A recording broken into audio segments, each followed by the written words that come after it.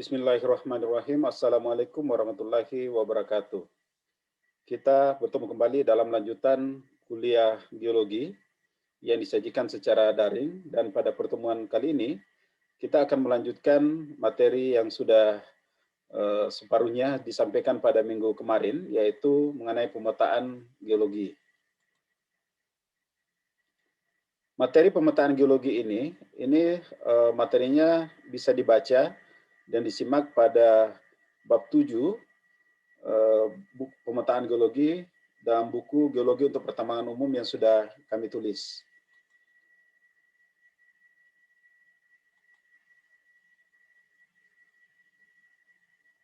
Pembahasan minggu lalu sampai pada klasifikasi peta geologi, di mana peta geologi ini secara umum bisa dibagi dalam 3 kelompok besar berdasarkan skalanya, yaitu peta geologi berskala kecil, peta geologi berskala menengah, dan peta geologi berskala besar. Peta geologi berskala kecil ini adalah peta geologi dengan skala lebih kecil dari 1:250.000. Tujuan utama dari peta geologi skala kecil ini adalah untuk menyajikan tatanan geologi regional dan sintetisnya. Sedangkan peta geologi skala menengah ini adalah peta geologi yang berskala 1:250.000 sampai 1:50.000, yang tujuannya adalah untuk menyediakan informasi geologi regional berdasarkan lembar peta tertentu. Jadi peta geologi yang skala menengah ini termasuk di dalam kelompok peta sistematik karena dibagi dalam berbagai lembar peta yang sudah ditentukan. Kemudian peta geologi skala besar ini adalah peta geologi yang berskala lebih besar dari 1:50.000. Jadi di dalamnya termasuk peta geologi 1:25.000, 1:10.000, dan lebih besar dari itu. Tujuannya adalah untuk menyediakan informasi geologi detail sesuai dengan peruntukannya. Jadi nanti peruntukannya ini seperti minggu lalu saya sampaikan bahwa peta geologi ini adalah peta tematik yang bisa digunakan untuk berbagai kepentingan. Bisa untuk geologi lingkungan, bisa untuk sumber daya mineral, bisa untuk geologi teknik, dan berbagai macam kepentingan yang membutuhkan data-data geologi di dalam pekerjaannya. Nah, sekarang kita lihat satu persatu contoh dari peta geologi masing-masing skala ini. Jadi untuk peta geologi skala kecil ini adalah contohnya, ini peta geologi Indonesia yang mencakup dari Sabang sampai Merauke. Ini semuanya lengkap data geologinya, termasuk juga di dalamnya umur dari masing-masing formasi yang menyusun seluruh wilayah di Indonesia. Nah, peta ini, dari satu peta ini kita bisa melihat dan kemudian bisa membaca dan memahami bagaimana kondisi geologi yang ada di Indonesia, mulai dari yang paling tua sampai kepada yang paling muda. Nah, peta geologi yang skala kecil ini, jika lebih spesifik untuk kepentingan tertentu, bisa juga dibuat seperti contoh berikut ini. Jadi ini adalah peta sonasi gempa Indonesia yang diturunkan dari peta geologi seperti yang disampaikan tadi. Jadi ini khusus memuat data peta sonasi gempa di Indonesia yang berdasarkan data-data kegempaan yang ada di seluruh Indonesia ini. Nah, peta sonasi gempa ini dibagi berdasarkan sonasi warna, mulai dari yang paling stabil sampai kepada yang paling rentan mengalami kegempaan. Nah, ini adalah peta yang dikeluarkan oleh Kementerian Pekerjaan Umum, yang sekali lagi ini diturunkan dari data-data geologi yang dibuat lebih spesifik khusus untuk kegempaan. Nah, kemudian untuk peta geologi skala menengah, ini adalah salah satu contohnya. Seperti saya sampaikan tadi, bahwa peta geologi skala menengah ini biasanya dalam bentuk peta sistematik. Jadi di sini ada peta indeksnya yang menunjukkan posisi lembar peta ini pada lembar-lembar peta yang lain. Jadi ini kebetulan contoh yang diberikan adalah peta geologi lembar Muara Tewe, Kalimantan. Nah, peta ini sangat detail dibandingkan dengan peta geologi berskala kecil yang sudah dicontohkan tadi. Namun demikian, karena skalanya masih lebih besar dari 1:50.000, maka peta ini masih termasuk dalam kelompok peta geologi regional. Kemudian peta geologi skala besar, ini adalah contohnya. Ini saya mengutip dari pemetaan geologi yang dilakukan oleh Evan Hardianto, ini dari Yogyakarta, dari Sekolah Tinggi Teknologi Nasional Yogyakarta, dan ini adalah contoh dari peta geologi berskala besar pada suatu wilayah. Nah, ini agak berbeda tadi dengan peta geologi regionalnya dalam hal tata letak. Minggu lalu saya sudah sempat menyampaikan bagaimana tata letak dari peta geologi regional. Nah, di dalam peta geologi yang berskala besar ini tata letaknya tidak persis sama dengan yang geologi regional, tetapi secara umum informasi yang ada di dalamnya kurang lebih sama. Ada peta, ada penampang, kemudian ada penunjuk arah utara, ini ada penunjuk arah utaranya, kemudian ada peta inset, dan ada peta indeksnya juga, kemudian ada kolom stratigrafi dan pemberiannya, kemudian ada keterangan-keterangan gambar. Jadi ini pada dasarnya data yang ada di dalam satu lembar peta geologi itu standar ya, tidak berubah-ubah. Nah, selanjutnya dari tadi kita berbicara mengenai skala, ini sedikit semacam ilustrasi kepada adik-adik sekalian bagaimana skala dan perubahan skala itu berpengaruh kepada tingkat ketelitian peta. Jadi misalnya di sini ada pertanyaan, apakah kita memperbesar gambar itu sama dengan memperbesar skala?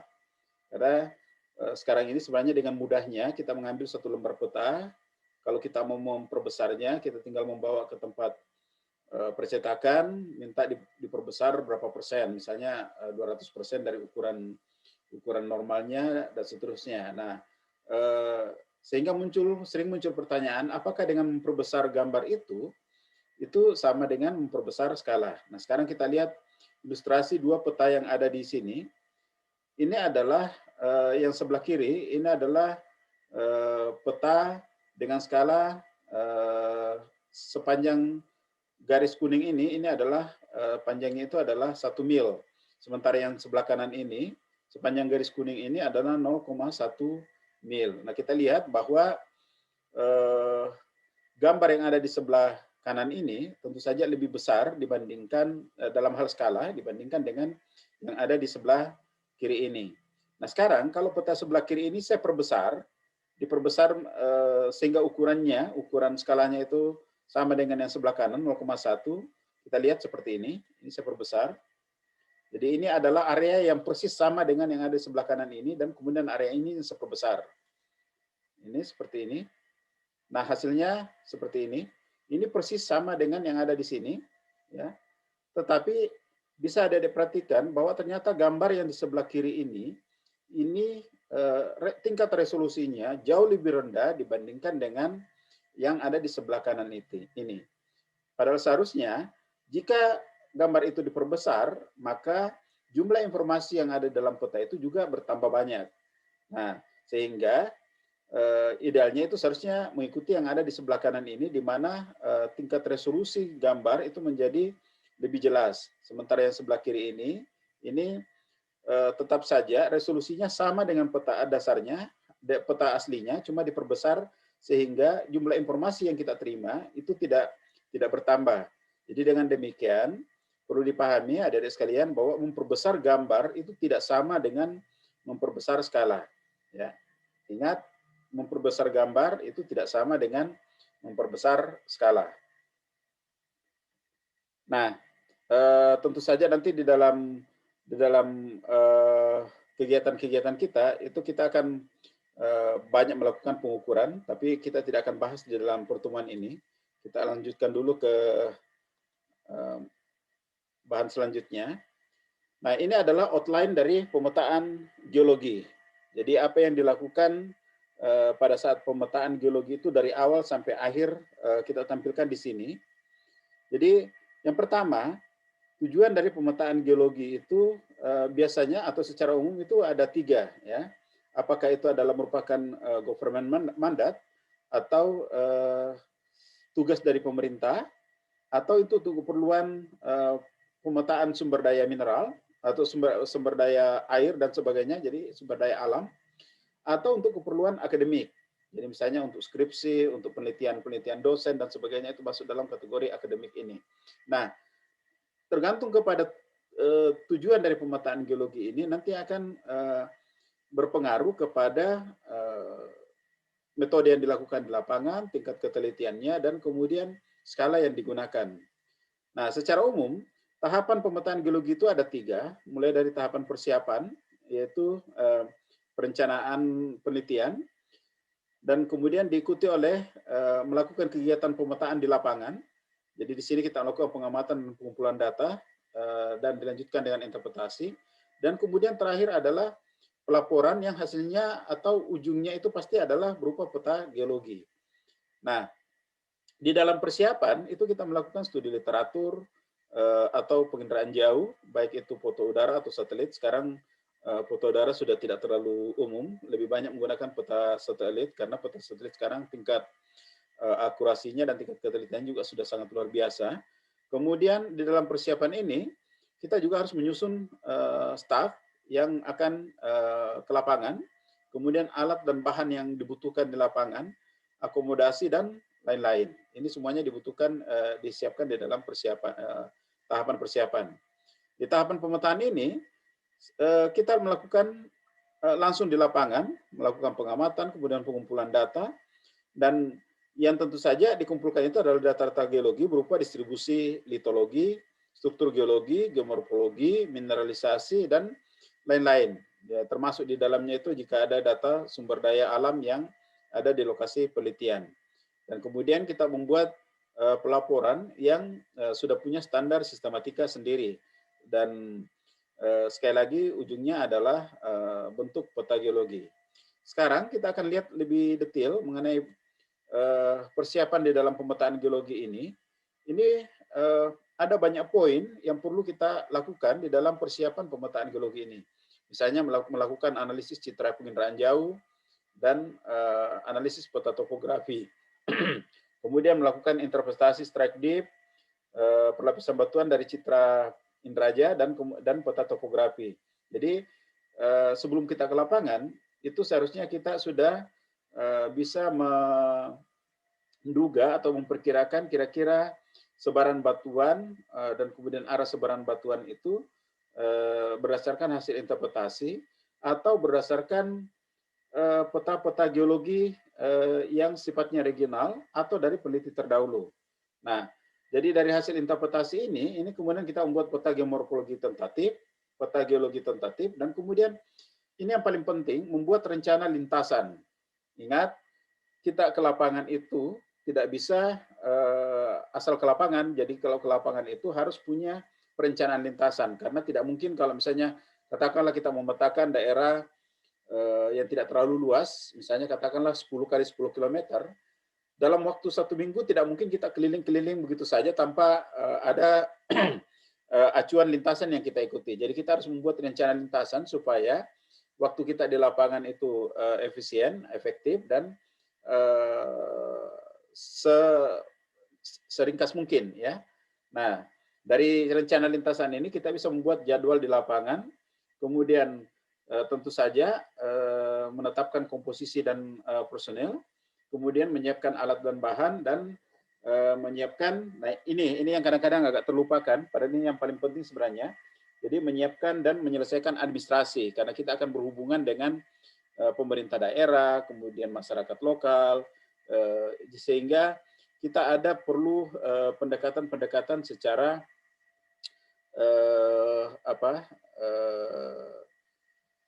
smooth kepada masyarakat, kepada pemerintah daerah. Karena ingat, kadang-kadang pemetaan geologi itu menciptakan suatu paradoks di masyarakat.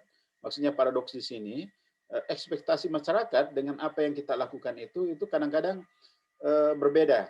Jadi masyarakat melihat orang geologi turun itu biasanya langsung berasumsi, wah ini pasti dari perusahaan ini pasti bawa uang nih, ini pasti eh, bisa memberikan sesuatu kepada masyarakat. Sementara kita sebenarnya hanya melakukan pemetaan geologi saja. Ya namanya pemetaan geologi itu nanti kita akan berbicara nanti di mining geology atau di bab bab 9 ya kalau tidak salah di dalam buku Geologi Pertambangan Umum itu mengenai geologi pertambangan. Nanti di situ kita akan bicara bagaimana persepsi masyarakat dengan realitas dari suatu pemetaan geologi itu.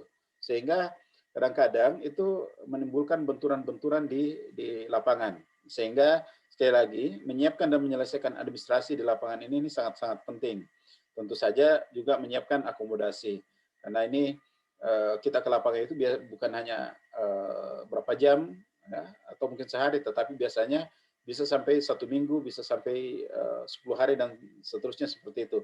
Sehingga akomodasi itu penting. Dan ingat, harus dicatat, pekerjaan pemeta geologi itu adalah satu pekerjaan fisik yang luar biasa. Sehingga kita perlu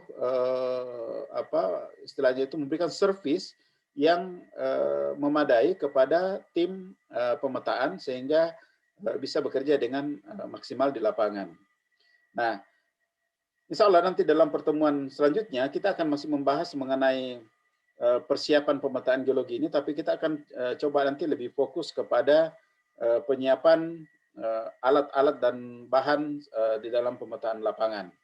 Nah, sekarang untuk pertemuan hari ini berakhir di sini, tetapi saya akan memberikan beberapa tugas yang diharapkan adik-adik bisa kerjakan dan kemudian bisa dikumpulkan nanti sesuai dengan jadwal yang kita sepakati nanti.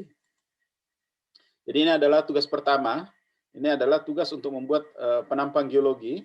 Ini sebenarnya relatif lebih mudah karena adik-adik sekalian sudah mengambil mata kuliah geologi struktur, kemudian mengambil mata kuliah petrologi, mengambil mata kuliah semua mata kuliah yang dibutuhkan itu sudah pernah adik-adik programkan. Dan di sini saya hanya merefresh kembali kemampuan adik-adik untuk melakukan pekerjaan dengan peta. Jadi di tugas yang pertama ini disajikan suatu peta geologi, kemudian ada 3 garis penampang, yaitu A, B, C, D, dan X, Y.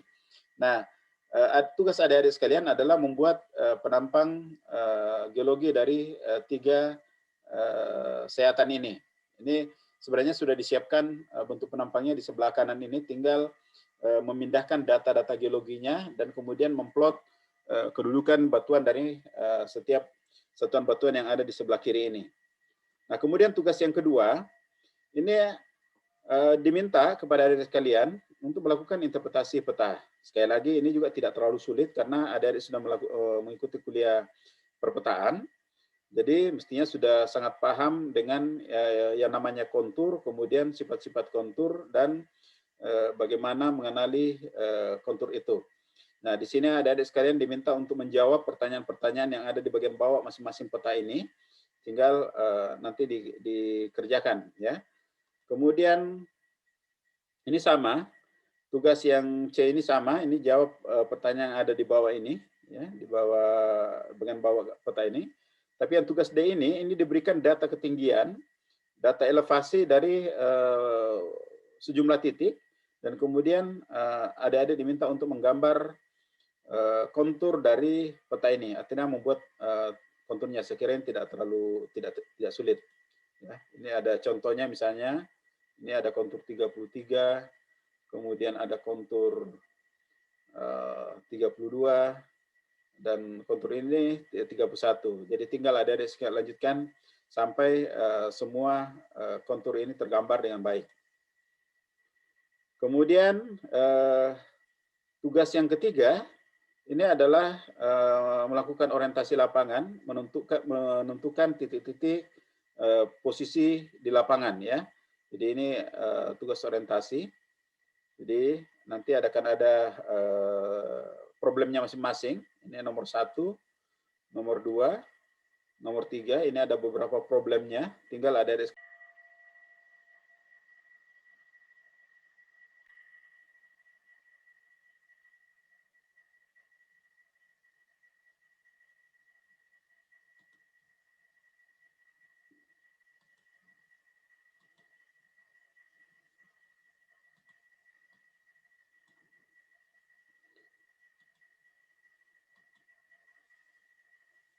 Jadi ini ada titik 1, 2, tinggal nanti